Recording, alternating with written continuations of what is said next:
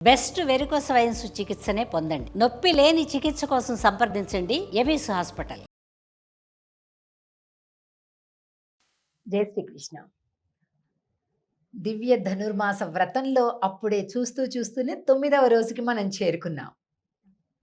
ఆండాళ్ తల్లి మిగిలినటువంటి తన అందరి స్నేహితురాళ్లతో కలిపి స్వామి శ్రీకృష్ణుడి దగ్గరికి చేరటానికి ఆయన ఒక వ్రతం చెయ్యాలి, దేశమంతా లోకమంతా సుభిక్షంగా ఊరంతా చక్కటి వానలతోటి ఉండాలి అంటే ఏమి వ్రతం చెయ్యాలి అనే దాని గురించి, ఎలా చెయ్యాలి అనేది చెప్తారు. కాబట్టి వెళ్ళండమ్మా కృష్ణుడి దగ్గరికి అని పెద్దలే పంపిస్తున్నారన్నమాట. అలా వెళ్ళేటప్పుడు ఒక్కొక్క గోపికలు అందరు కలిపి వెళ్ళాలి అని అందరూ తెల్లవారుజామునే ఇంకా చీకటి విడక ముందే బయలుదేరారు.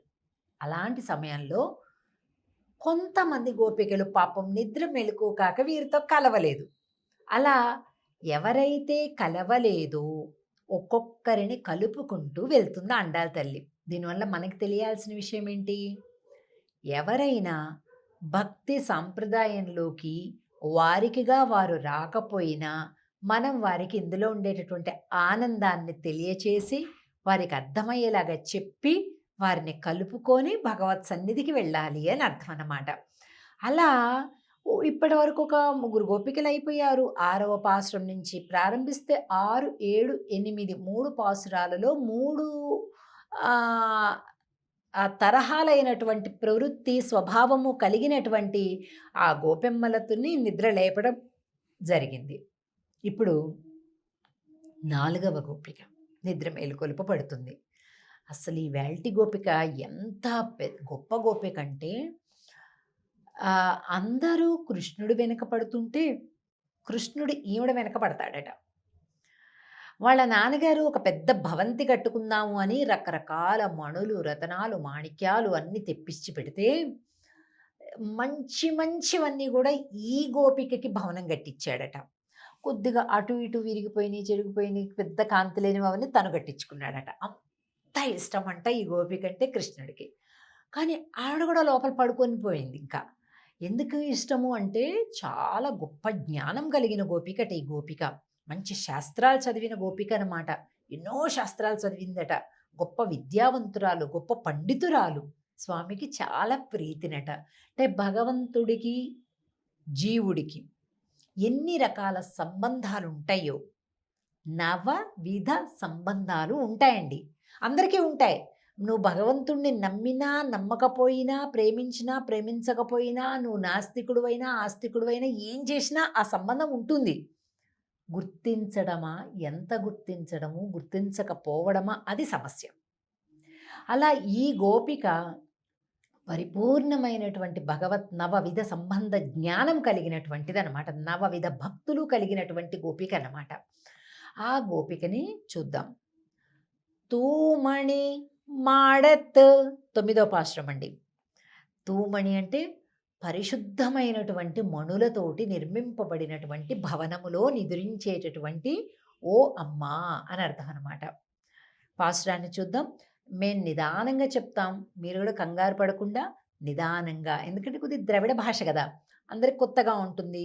మనం చదివేది సరిగ్గా చదువుతున్నామా లేదా అని ఉంటుంది. ఇలాగ లర్న్ తిరుప్పావై అనమాట. ఆ వాటి ద్వారా బాగా ఎక్కువ మంది నేర్చుకొని కూడా ముందుకు వస్తున్నారు. సో ఇంకా ఇక్కడ కూడా మనం నిదానంగా చెప్పుకొని చూసుకుంటూ చదువుదాం. తూమణి మాడత్ சுத்தும் விளக்கெரியா தூபம் கமஜ துயிலனை மேல் கண்வளரும் மாமான் மகளே மணிக்கதவம் தாழ்த்திரவாய் மாமீர் அவளை எஜுப்பீரோ உன்மகள்தான் ஊமையோ அன்றிச் செவிடோ அனந்தலோ ஏமப்பெருந்துயில் மந்திரப்பட்டாளோ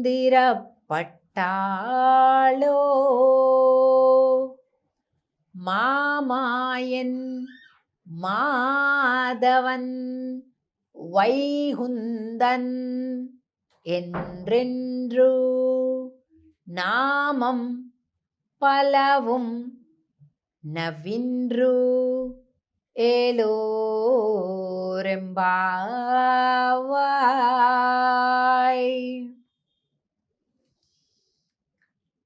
ఈ గోపిక యొక్క ఇల్లు పరిశుద్ధమైనటువంటి మణులతోటి కట్టింది. మనం సిమెంటు ఇసుక కదండి వాటితో కూడా కట్టుకుంటాం, ఇటుకలు వీటితో కట్టుకుంటాం. కానీ ఈ గోపిక ఇల్లు ఎలా ఉందట, మంచి మంచి మణులు, కెంపులు, వజ్రాలు, పచ్చలు, వైడూర్యాలు, మొత్తం ముత్యాలు వీటితో ఉందట.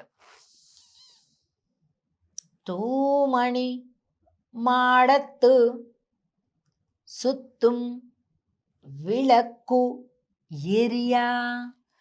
ఈ లోపల ఉన్నటువంటివన్నీ కనిపిస్తున్నాయంట బయటికి. లోపల ఏమేమవుతుంది, ఎలా ఉందంట, ఈవిడ ఒక మంచం మీద హాయిగా పడుకొని ఉందంట. వాళ్ళ అత్త పక్కనే ఉందంట. వాళ్ళ అత్త పక్కనే వాళ్ళ అమ్మ కూర్చుంది. వీళ్ళు ఆమెను అత్త అని పిలుస్తున్నారు. వాళ్ళ అమ్మ కూడా పక్కనే కూర్చుందంట మంచం పక్కన. చుట్టూతో మంచిగా దీపాలు, హ్యాంగింగ్ దీపాలు, స్టాండ్ దీపాలు, అన్ని దీపాలు పెట్టుకుందంట. హాయిగా పడుకొని నిద్రపోయిందట. ఏంటండి దీపాలు అంటే, చుట్టూ దీపాలు అంటే జ్ఞానముతో నిండినటువంటి గోపిక, అనేక శాస్త్రాలలో పాండిత్యం కలిగినటువంటి గోపిక అని అర్థం అన్నమాట. చెప్తున్నారు మంచిగా ధూపం అంట, మంచి పరిమళాలు వెదజల్లేటటువంటి ధూపం. అంటే ఏంటి, దీపము ధూపము రెండు ఉన్నాయి అంటే శాస్త్రజ్ఞానము ఉంది, అలాగే భక్తి ఉంది. కొంతమందికి శాస్త్రజ్ఞానం ఉంటుంది, భక్తి ఉండదు. కొంతమందికి భక్తి ఉంటుంది, శాస్త్రజ్ఞానం తెలియదు. ఈవిడికి రెండు ఉన్నాయి, అది గొప్పతనం. అందుకని భగవంతుడికి చాలా ఇష్టమట కృష్ణుడికి. హాయిగా పడుకొని ఉందట. మంచి పరిమళాలు వస్తుంటే మామీర్ మగళే అత్త లేవడంలా, నువ్వు లేపచ్చు కదా. ఆమె లేవడంలే. అంటే చెవిడో అనందులో ఏంటి, చెవుడైపోయిందా, మూగైపోయిందా, పలకచ్చు కదా ఒకసారి. వస్తున్నా అలా పలకచ్చు కదా.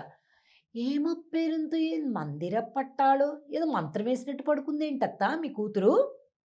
మామాయన్ మాధవన్ వైకుందన్, మాధవ వైకుంద అని మేమందరం కీర్తిస్తున్నాం అత్త, నీ పుత్రుని కూడా పంపించవు అంటున్నారు ఈ పాశ్రంలో.